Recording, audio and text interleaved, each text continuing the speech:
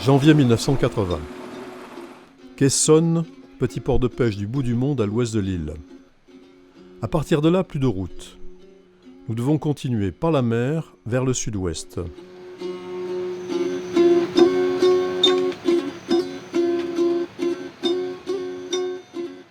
Ce long quai de planches branlant est animé jour et nuit par le va-et-vient des pêcheurs et des petits commerçants.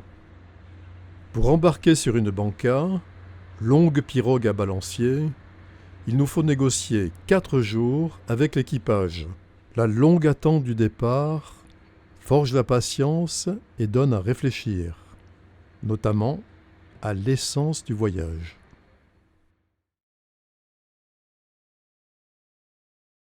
Dans un état de joie profonde, nous embarquons enfin sur ce Pum Boat, cette 2 chevaux des mers qui nous ouvre la porte de l'aventure.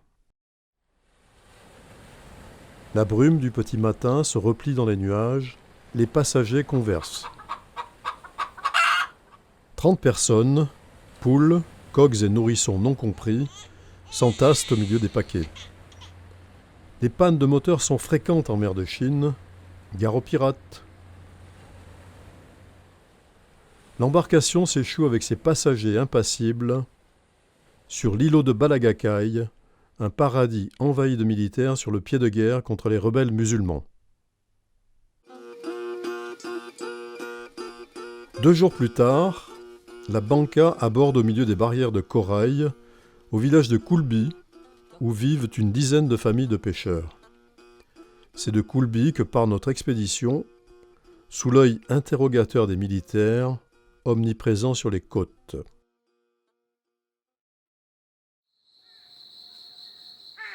Timoteo, notre éclaireur palawan. C'est un pêcheur de Quai Sonne. Nous communiquons avec lui avec les quelques mots d'anglais qu'il tient d'un archéologue américain. Il arbore un splendide t-shirt, signe de ses contacts avec la modernité philippine. Pour nous aider à porter nourriture et matériel, il a embauché 3 hommes de la forêt qui ne se séparent jamais de leur coupe-coupe, un boulot en palawan, ainsi que de leur contenant à tabac.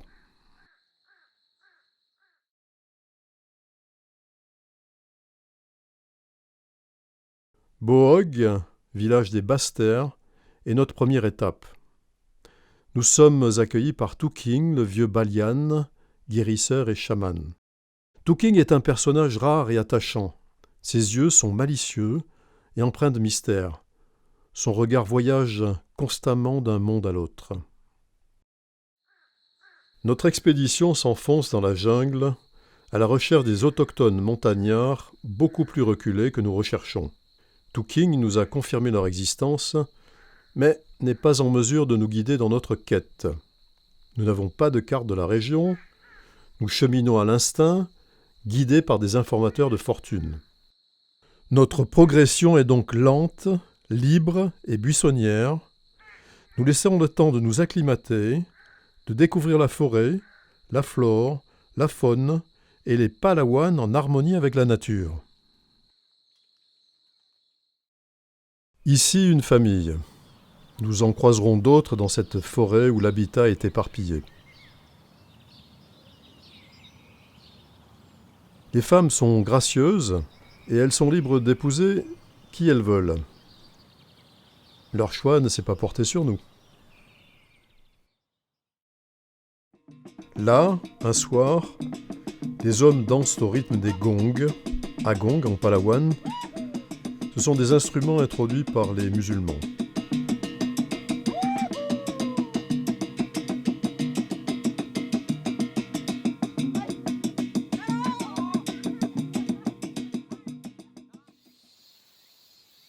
La nuit tombe sur le village, accompagné comme tous les soirs par un concert de cigales.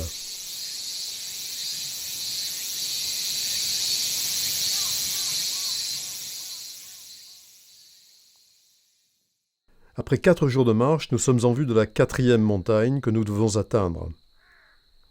C'est le mont Mantaliganjan, point culminant de l'île à 2085 mètres. L'île est recouverte à 70% par la forêt primaire. La jungle de Palawan n'est pas un enfer, c'est au contraire un paradis vert, même si parfois de charmants animaux, protégés par les démons selon les Palawans, font un petit bout de chemin avec vous, tel ce Bankanawa, ou bien quelques affectueux Anipa, des serpents. La nature n'est pas hostile, elle est tout simplement crue.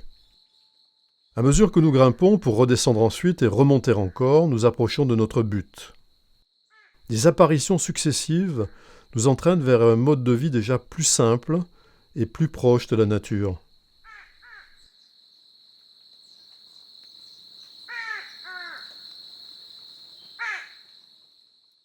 Le mont Mantaligajan se profile dans le lointain. Il nous attire à lui comme un aimant. Nos informations sommaires et notre intuition semblent nous indiquer que c'est à son pied que vivent nos montagnards.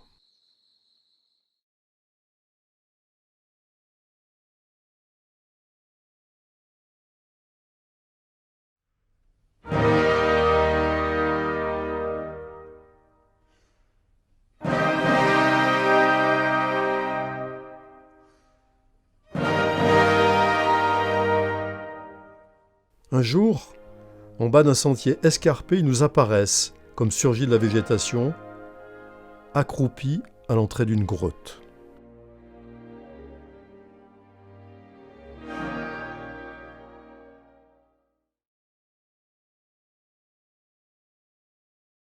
Ce sont les Taubatu, les hommes des rochers, les gens des grottes.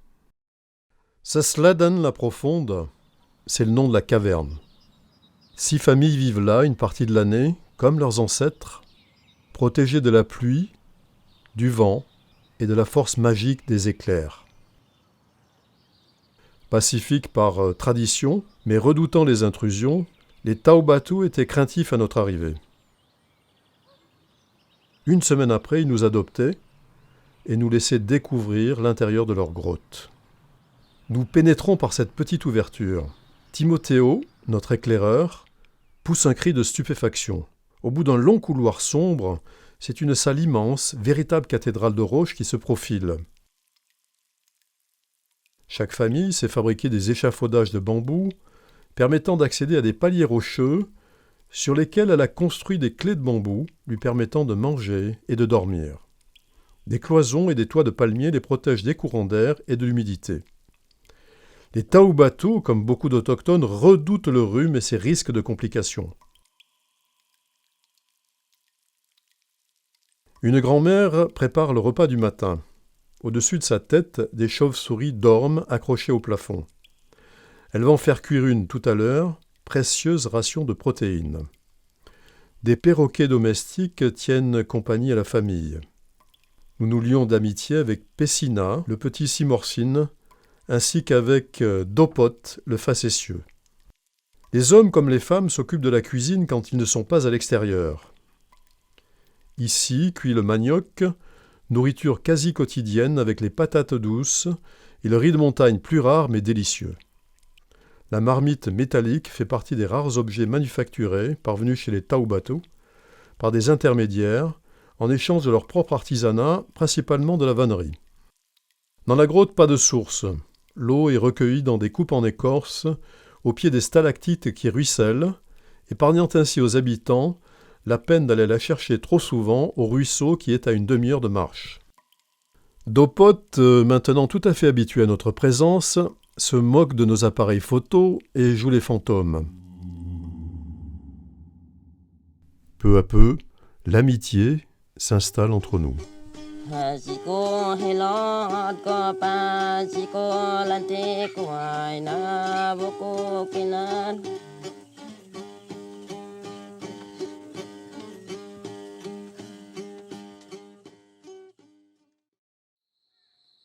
Pessina fabrique des flèches pour sa sarbacane.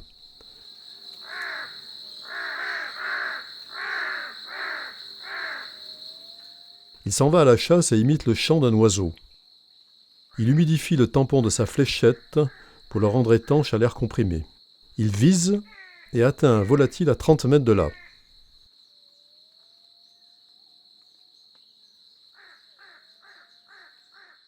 Les Taubatu habitent leurs grottes de façon saisonnière, mais ils les adorent, littéralement. Ils ont par ailleurs d'autres habitats, comme cette cabane dans les arbres à 15 mètres de hauteur. Elle ne sert pas seulement d'abri pour la chasse, de ferme, mais elle est aussi un nid d'amour prénuptial. Pessina, bon chasseur, mais amoureux déçu, en redescend sa sarbacane à la main.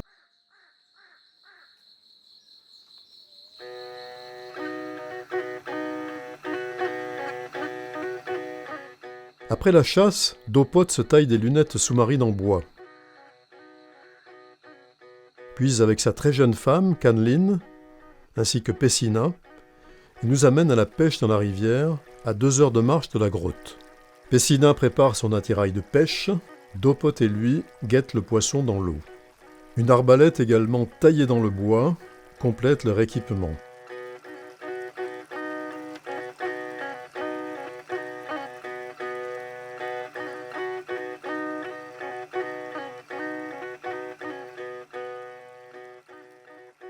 Le fruit de la pêche, poissons, écrevisses et crabes d'eau douce, est préparé et grillé en brochettes sur la rive.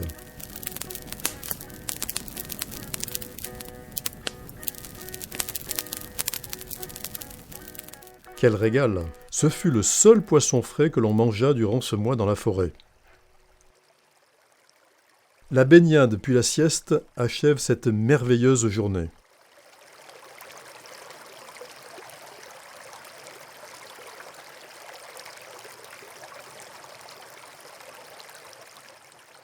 Nos amis étaient ravis de nous faire partager leur partie de pêche, une de leurs activités favorites. De retour à la grotte, Takukan et sa famille nous accueillent. Takukan, c'est le Panglima, c'est-à-dire le guide spirituel, le juge de droit coutumier, mais aussi le Balian, le guérisseur, le conteur, qui maintient les traditions et l'identité de ce groupe de famille de la grotte de Sasladon. Le vieux Panglima, son père, vient de lui déléguer ses pouvoirs. Les Taubato ont une organisation sociale très peu hiérarchisée. Dans un tultul, c'est-à-dire une épopée, Takukan nous conte un des mythes de la création du monde.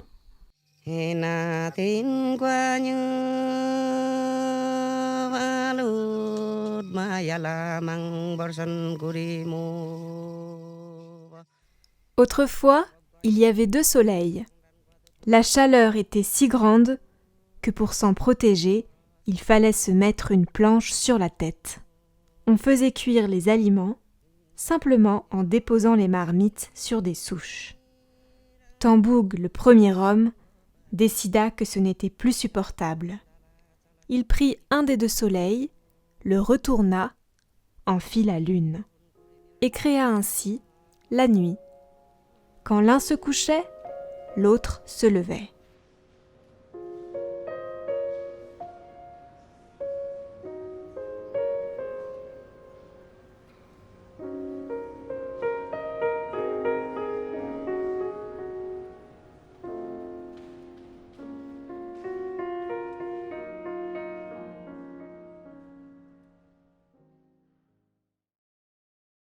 Cet homme s'est roulé une cigarette dans une feuille de palmier.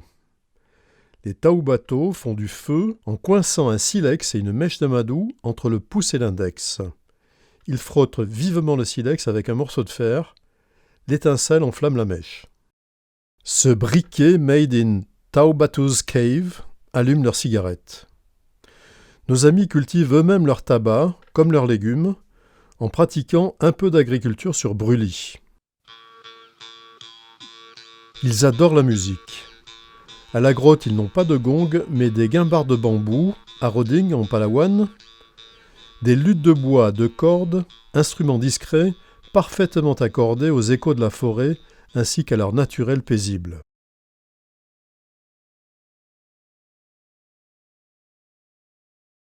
Ces hommes libres sont pourtant menacés de déplacement dans des réserves déjà existantes et bien gardées.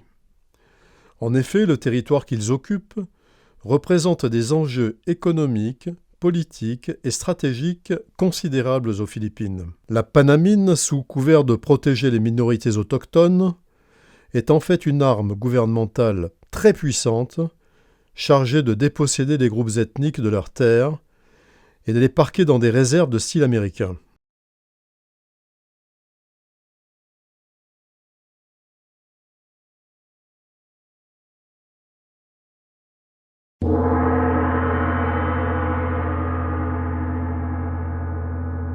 Les Taubatu rejoindront-ils un jour les 2 millions d'aborigènes déjà contrôlés dans des camps aux Philippines?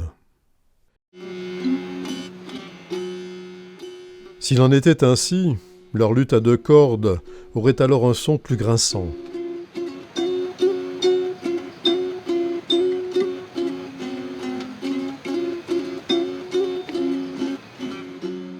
Et leur sourire perdrait sans doute un peu de sa fraîcheur.